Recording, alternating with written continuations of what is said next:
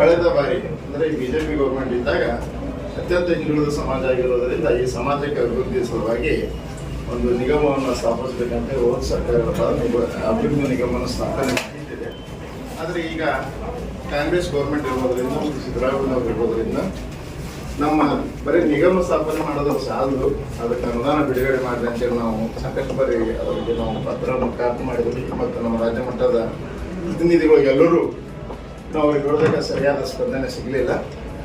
ಆ ಕಾರಣಕ್ಕಾಗಿ ಸರ್ಕಾರದ ಗಮನವನ್ನು ನಮ್ಮ ಸಮುದಾಯದ ಕಡೆ ಎಳೆಯುವ ಉದ್ದೇಶದಿಂದ ದಿನಾಂಕ 27ನೇ ತಾರೀಕಿಗೆ ಅಂದರೆ ಇವತ್ತು ರಾಜ್ಯಾದ್ಯಂತ ಎಲ್ಲೆಲ್ಲಿ ನಮ್ಮ ಸಂಘಟನೆ ಇದೆ ಆ ಸಂಘಟನೆ ಮುಖಾಂತರ ನಾವು ಸರ್ಕಾರದ ಪ್ರತಿನಿಧಿಯಾದಂಥ ತಹಸೀಲ್ದಾರ್ ಅವರ ಮುಖಾಂತರ ಮತ್ತು ಜಿಲ್ಲಾ ಮಟ್ಟದಲ್ಲಿ ಜಿಲ್ಲಾಧಿಕಾರಿಗಳ ಮುಖಾಂತರ ನಾವು ಮನವಿಯನ್ನು ಸಲ್ಲಿಸುವುದರ ಮೂಲಕ ನಮ್ಮ ಒಂದು ಅಭಿವೃದ್ಧಿಗೆ ಏನಪ್ಪ ಅಂದರೆ ಈಗಿರುವಂಥ ಚಾಲ್ತಿ ಕರ್ನಾಟಕ ಸರ್ಕಾರ ಅನುದಾನ ಬಿಡುಗಡೆ ಮಾಡುವಂಥ ಕೋರಿ ನಾವು ತಮ್ಮ ಮುಖಾಂತರ ಸರ್ಕಾರಕ್ಕೆ ಆಗ್ರಹಿಸಿ ಮನವಿ ಪತ್ರವನ್ನು ನಾವು ಸಂದರ್ಭವಾಗಿ ನಾವು ಕೊಡ್ತಾ ಇದ್ದೀವಿ.